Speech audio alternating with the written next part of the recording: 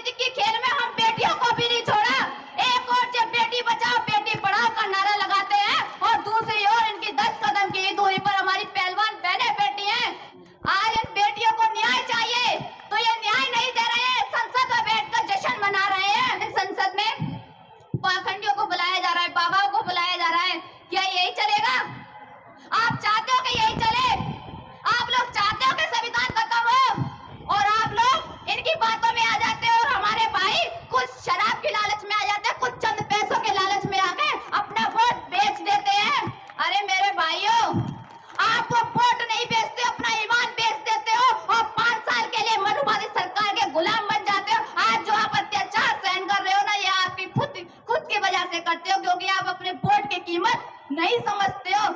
हाँ, मुझे पता है कि मेरा जो समाज है वो लाचार है, बिका हुआ है, बिक जाएगा और उसका वोट तुम लोग खरीद लोगे।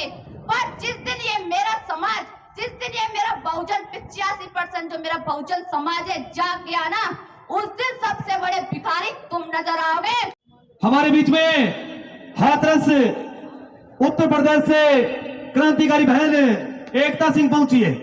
जोरदार तालियों के साथ स्वागत। बहन एकता से मेरा निवेदन है कि आप आए और अपना विचार रखें।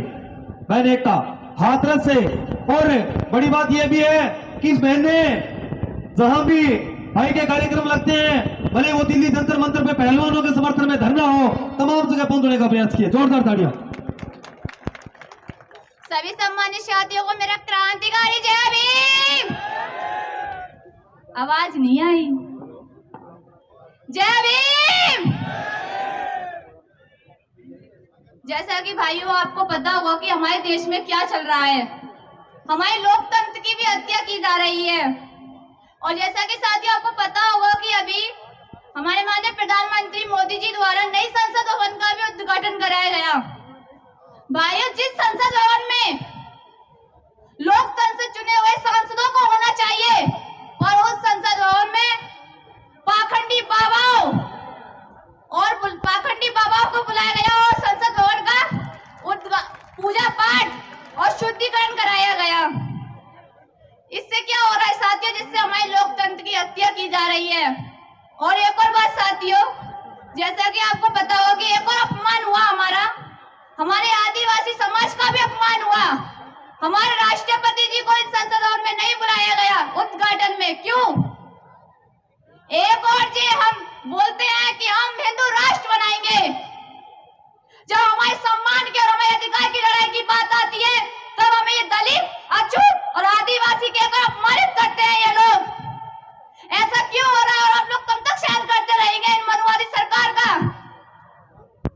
साथियों, ये संसद जो होता है ना, ये एक संविधान का हिस्सा है और ये लोग, ये मनुवादी सरकार, ये बीजेपी सरकार हमारे संविधान को खत्म करना चाहती है।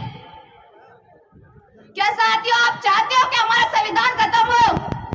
जिस बाबा साहब ने इतना संघर्ष किया, हमारे 4-4 बच्चों की कुर्बानी कर दी हमारे लिए, संविधान बना के हमें जो आजादी दिलाई, हमें जो वोट का अधिकार दिलाया, उस संविधान को ये लोग खत्म करना चाहते हैं। तो मैं आप साथियों से निवेदन करती हूँ कि आप सभी साथी एक बनो और संविधान को बचाओ और अपनी सरकार लाने की कोशिश करो। और साथियों, ये जब ही हो सकता है जब हमारे बड़े भाई एडवोकेट चंद्रशेखर आजाद जी ये हमको ये आजादी दिला सकते हैं, नहीं तो ये मनुवादी सरकार हमें जड़ से उखाड़ फेंकने का काम कर रही है। आप देख ही रहे होंगे अभी जंतर मंतर पे भी क्या चल रहा है, आप ये को भी पता होगा कि ये एक और, अरे इनने तो अपने राजनीतिक के खेल में हम बेटियों को भी नहीं छोड़ा। एक और जब बेटी बचाओ बेटी पढ़ाओ का नारा लगाते हैं और दूसरी ओर इनकी 10 कदम की दूरी पर हमारी पहलवान बहनें बैठी हैं। अरे जो मोदी जी कहते थे पीने जी से, अरे क्या बात है बेटा, ये तो मेरे ही घर की बेटी है। आज मोदी जी को दिखाई नहीं दे रहा कि ये किसके घर की बेटी है। उन बेटियों आज न्याय के लिए आवाज उठा ली तो उन्हें एक जात का बोल के अपमान कर रहे हैं और बोल रहे हैं कि इनको विपक्षी लोगों ने बिठाया है। क्या बात है मोदी जी, आज आपको नहीं दिख रहा है कि बेटी अपनी न्याय के लिए बैठी हैं? आज इन बेटियों को न्याय चाहिए, तो ये न्याय नहीं दे रहे हैं, संसद में बैठकर जश्न मना रहे हैं। और संसद में जश्न मना रहे हो, जिन संसद में जिन संसद में पाखंडियों को बुलाया जा रहा है, बाबाओं को बुलाया जा रहा है, क्या यही चलेगा?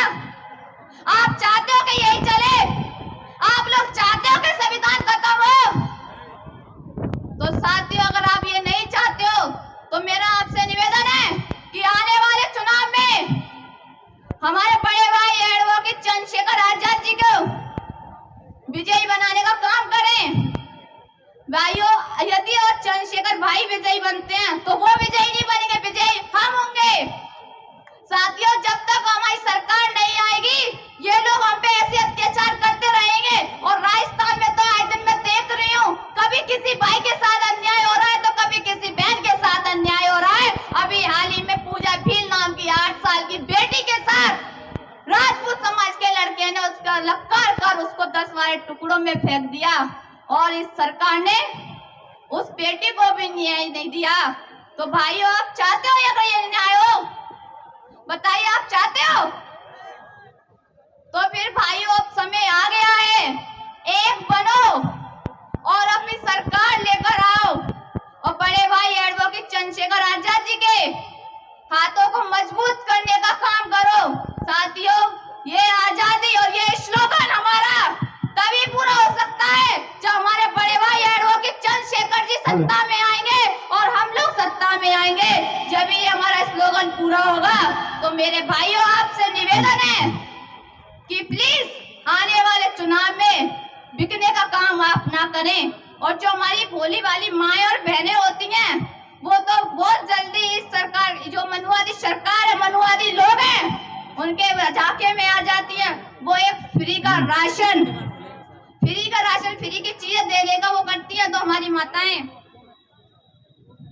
हमारी माता उनकी बातों में आ जाती हैं। तो मैं अपनी माओ से भी कहती हूँ कि माताओं, ये आप लोगों को सिर्फ 2 चंद पैसों का लालच देते हैं, चंद पैसों का लालच देते हैं, चंद अनाज का लालच देते हैं और आप लोग इनकी बातों में आ जाते हैं। और हमारे भाई कुछ शराब की लालच में आ जाते हैं, कुछ चंद पैसों के लालच में आके अपना वोट बेच देते हैं। अरे मेरे भाइयों, आप वो वोट नहीं बेचते, अपना ईमान बेच देते हो और 5 साल के लिए मनुवादी सरकार के गुलाम बन जाते हो। आज जो आप अत्याचार सहन कर रहे हो ना, ये आपकी खुद की वजह से करते हो, क्योंकि आप अपने वोट की कीमत नहीं समझते हो। अरे मेरे भाइयों, उनके संघर्षों को पढ़ो, हमारे बाबा साहेब के संघर्षों को पढ़ो। आज एक बात और मैं आपसे बोलूंगी कि जो हमारे बाबा साहेब जब संसद में गए, संसद से बाहर आ रहे थे तो बाहर कांग्रेस के एक नेता आचार्य कृपलानी जी उनसे मिलते हैं और कहते हैं हमारे बाबा साहेब से, क्या बात है अम्बेडकर, आज तो तुम बड़े खुश नजर आ रहे हो। तो हमारे बाबा साहब ने कहा कि हाँ, मैं खुश हूँ, क्योंकि अब राजा रानी के पेट से नहीं, मतदान की पेटी से पैदा होगा। तो साथियों, और बाबा साहब ने यह भी कहा कि आज वो वोट का अधिकार, हक और अधिकार मैंने अपने पूरे बहुजन समाज को, जो मेरा 85% बहुजन समाज है, मैंने उसको दिलाया है। साथियों, तो इतने में आचार्य जी बोलते हैं कि अम्बेडकर, तुम ज्यादा खुश मत हो, क्योंकि ये तुम्हारा समाज है ना, एक कुछ चंद पैसों में आके, लालच में आके बिक जाएगा और तुम्हारी समाज का वोट हम खरीद लेंगे और हम फिर से अपनी सरकार बनाएंगे। तो बाबा साहब ने कहा, हाँ मुझे पता है कि मेरा जो समाज है वो लाचार है, बिका हुए, बिक जाएगा और उसका वोट तुम लोग खरीद लोगे। पर जिस दिन ये मेरा समाज, जिस दिन ये मेरा बहुजन 85% जो मेरा बहुजन समाज है जाग गया ना, उस दिन सबसे बड़े भिखारी तुम नजर आओगे, मेरे समाज के आगे पैरों के आगे गिड़गिड़ाते नजर आओगे। और तुम, जिस दिन मेरा ये समाज जाग गया ना, उस दिन ये मेरा समाज तुमको ये भारत से फेंकने का काम करेगा। इसलिए साथियों, अब समय आ गया है कि बहुजन राज स्थापित किया जाए, बहुजन समाज स्थापित किया जाए और दिल्ली की गद्दी पे नीला झंडा लहराने का समय आ गया है। तो साथियों, एक बनो और दिल्ली की गद्दी पे नीला झंडा लहराओ और अपनी सरकार लाने का काम करो। अगर आपको अत्याचारों से अगर आजादी चाहिए तो अपनी पार्टी को लेकर आए, अपनी सरकार को विजयी बनाएं। सभी सम्मानित साथियों को मेरा क्रांतिकारी जय भीम। धन्यवाद। जोरदार ताड़ियां क्रांतिकारी बहन एकता के लिए।